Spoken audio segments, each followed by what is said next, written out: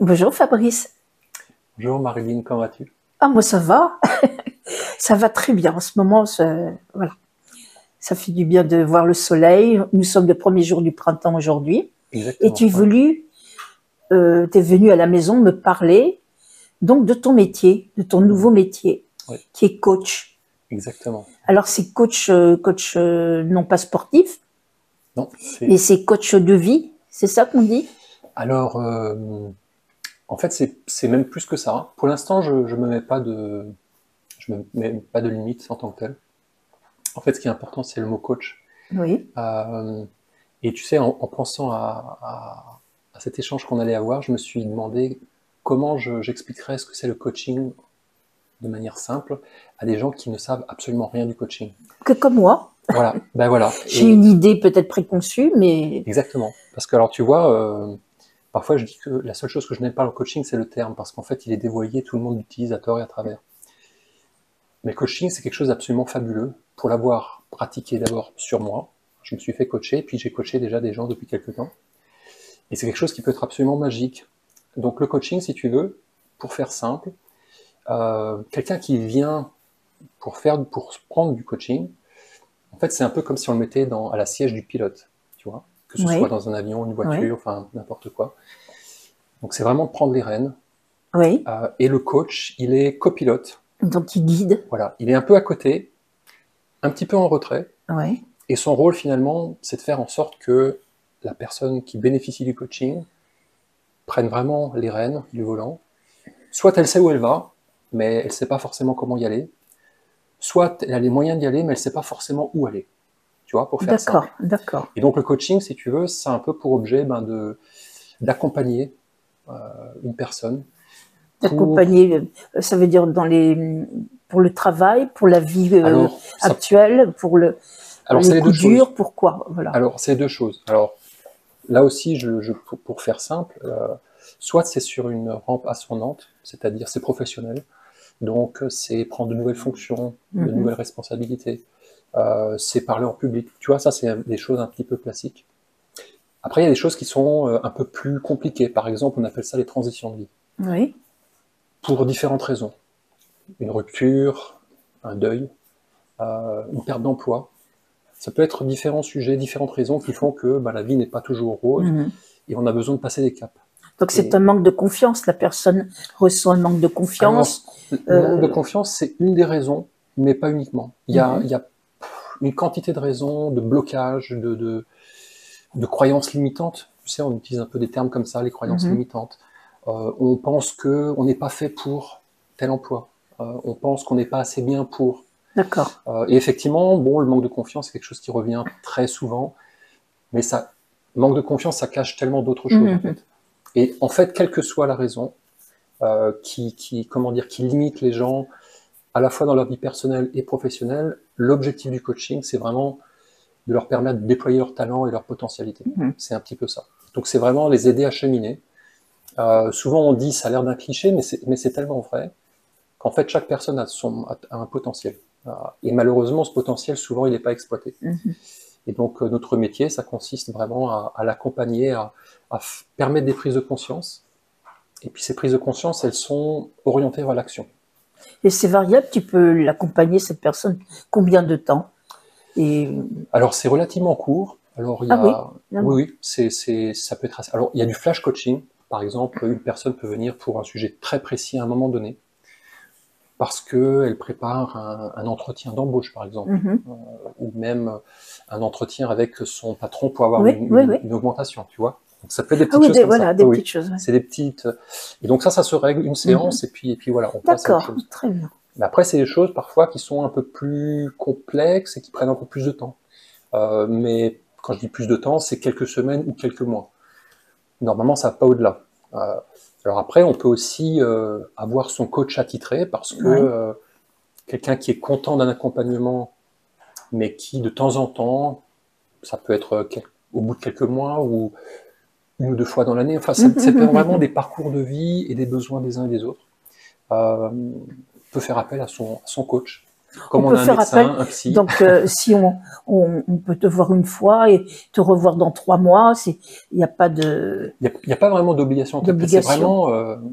C'est vraiment en fonction du besoin, du ressenti de la personne. Et puis surtout, lorsque les gens reviennent, ça part d'une relation de confiance. C'est très humain en fait. Hein. Le coaching, c'est profondément humain. Moi, souvent, je rapporte une anecdote d'un de nos superviseurs qui disait, en fait, si on regarde bien, quel est le plus beau cadeau qu'on puisse faire à quelqu'un? Si c'est 1 heure d'attention totale et complète, Oui, oui. sans le moindre jugement. Et souvent, je dis à mes clients, en fait, vous êtes le héros. Okay, dans notre session, c'est vous le héros. Et alors, c'est rigolo parce que justement, dernièrement, le monsieur dont je te parlais un peu plus tôt, quand je lui ai dit ça, il m'a dit, bah tiens, c'est pas mal, ça me change de mon quotidien. Donc, tu vois, c'est révélateur parce que il a tellement pas l'habitude d'être mis en lumière, un considéré peu, comme le héros ou la star du moment, que du coup, une séance de coaching, bah, ça lui offre ça. Et ça fait une différence énorme. Alors, je vais pas rentrer dans les détails des études qui ont été faites qui expliquent par A plus B pourquoi la manière de pratiquer le coaching de manière professionnelle a un effet extrêmement bénéfique et pourquoi ça a ce côté booster, tu sais, ça remplit les gens d'énergie. Donc, et toi, ça t'enlève pas ton énergie?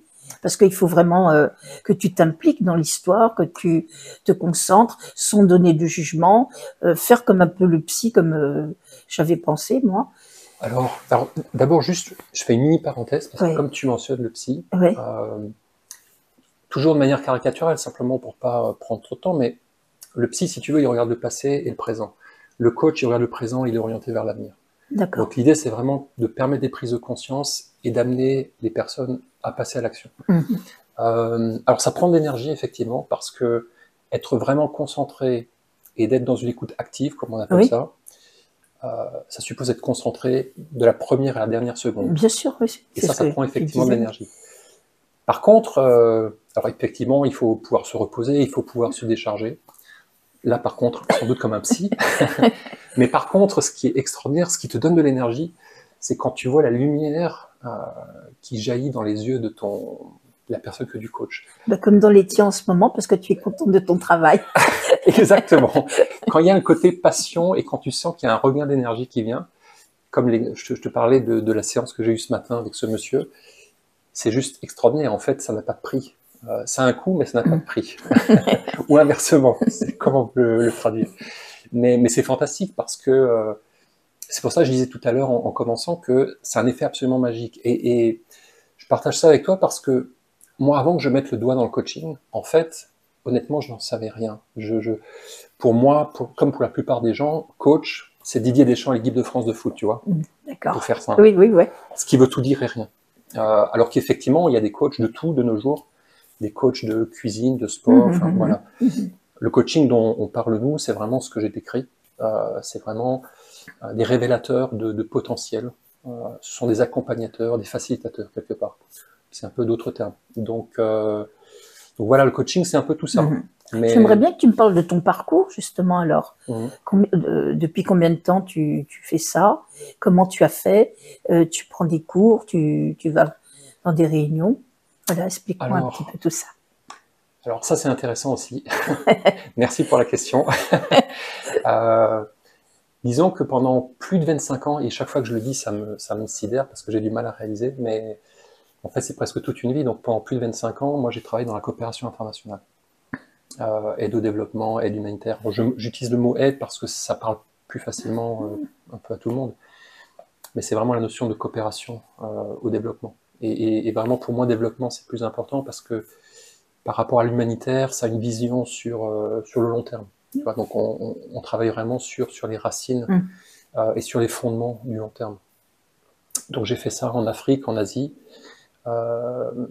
beaucoup sur le Sahel. Pendant plus de 5 ans, j'ai travaillé sur la région du Sahel, qui est une des régions qui fait face à une des crises les plus complexes et les plus longues depuis pas mal d'années. Et puis j'ai terminé par une mission de 3 ans en Irak, où j'étais directeur de bureau. Et puis quand je suis rentré, ça fait un moment que je me posais la question si j'allais continuer sur ce métier-là. Et puis j'ai senti un besoin de plus d'alignement en fait, d'être plus centré sur moi-même et puis vraiment de me concentrer à ce qui dans ce métier-là me plaisait le plus, c'est-à-dire l'humain. En fait, je me suis rendu compte que finalement, quand j'ai découvert le terme coaching et ce que ça supposait, je me suis rendu compte que finalement, cette attitude coach, c'est-à-dire d'accompagnement, de bienveillance, de partenariat, en fait, quelque part, de co-construction, c'est un peu une attitude naturelle que j'ai toujours eue. Donc, moi, pendant ces 25 ans, j'ai travaillé avec des équipes pluriculturelles, multidisciplinaires, hommes, femmes, jeunes, moins jeunes. Et j'ai toujours eu cette attitude, en fait, que maintenant j'appelle coach. Parce que ça consiste vraiment à faire émerger des solutions. À faire aussi en sorte, quand c'est du coaching d'équipe, parce que là, on a parlé beaucoup de coaching individuel, mais il y a aussi de coaching d'équipe. D'accord, voilà, je voulais poser la question aussi. Donc, c'est vraiment à différents niveaux. Et les deux m'intéressent. En fait, moi, dans mon ancienne vie professionnelle, j'ai fait ça. En fait, j'ai coaché des équipes, mes propres équipes, mais aussi on va dire des équipes plus larges, tu sais, des personnes qui viennent de différentes institutions. Et on s'attend à ce qu'ils travaillent ensemble, ce qui n'est pas simple. Alors, c'est déjà pas simple de faire travailler les gens ensemble au sein d'une institution. Alors, a fortiori, quand les gens viennent de différentes organisations, ils n'ont pas forcément envie de travailler ensemble, pour plein de raisons assez évidentes. Mais néanmoins, il faut qu'ils travaillent ensemble pour produire quelque chose. Donc, c'est un peu une approche gagnant-gagnant. Donc voilà, donc j'ai fait ça pendant 25 ans. Et donc, j'en suis venu au coaching par un concours de circonstances, par des rencontres. Et je me suis rendu compte que ce qu'implique le coaching, c'est exactement ce qui résonnait avec moi. Et donc là, je me suis formé avec 2 écoles, à la fois à Paris en présentiel, avec l'International Mosaïque, et puis après, j'ai suivi des cours beaucoup plus longs, sur 8 mois, avec l'Institut de coaching international à Genève. Et donc ça me donne une ossature assez, je pense, assez solide. Et qui donne lieu à des certifications et à une professionnalisation. Voilà. Et donc ça nous permet de nous démarquer par rapport à toutes les personnes qui pourraient se dire coach, qui le sont peut-être, et qui peut-être font un bon boulot, sans nécessairement être passés par un processus de certification. Voilà. D'accord. Et quand tu coaches, c'est quand tu as la personne en face de toi, ou c'est aussi via Internet, via... Alors, on peut tout faire par visio. Et la plupart de mes coachings se font par visio pour l'instant. Par visio, d'accord. En France, j'ai quelqu'un en Espagne. Donc potentiellement, ça peut se faire n'importe où, en principe. Et ça marche relativement bien. Et ça dure combien de temps, une séance, à peu près? Alors on va dire, ça va de une demi-heure, 3/4 d'heure, 1 heure. Parfois, on va jusqu'à 1h30, 2 heures. D'accord. Mais ça, c'est vraiment... la première séance, souvent, est un peu plus longue, parce qu'on a besoin d'explorer, de comprendre un peu les tenants et les aboutissants. Après les séances, faut compter à peu près 1 bonne heure maximum. Alors, il y a une chose aussi que je dois te dire. Tu sais, j'ai rajouté... Tu sais, quand on travaille sur le coaching, on se rend compte que les émotions jouent un rôle prédominant. Et du coup, j'ai fait une certification supplémentaire. D'accord. Pour vraiment traiter les émotions de manière précise, et pour aider les personnes que ça intéresse à se débarrasser des empreintes négatives, en fait. Donc toutes les émotions qui sont du style peur, phobie, toutes ces choses-là qui sont aussi des limitants et des blocages. Voilà, donc ça je l'ai fait en plus, et puis on peut inclure ça dans une séance de coaching classique. C'est un outil supplémentaire. Tu es vraiment un homme complet, en fait, maintenant. Et où est-ce qu'on peut te joindre? Alors, tu t'appelles Fabrice Boussalem. Exactement. On te joint à quel numéro? Alors, on peut me joindre au 06 74 75 73 74. Je peux pas faire plus simple comme numéro me joindre. Et puis par email aussi. Ça aussi, c'est facile. C'est fabrice.boussalem@yahoo.fr. D'accord, mais je l'écrirai en plus. Écoute, merci beaucoup pour d'être venu nous expliquer cela. C'est très intéressant, surtout en ce moment où beaucoup de gens ont besoin d'être coachés. Je le sens, on le ressent autour de nous. Il y a vraiment une lame de fond. Une demande d'être aidé. Voilà. moralement, même pour être accompagné. Donc, merci à toi d'être passé, Fabrice. Merci de ton accueil et puis de m'avoir donné cette occasion. Merci infiniment. Merci. Au revoir. Au revoir.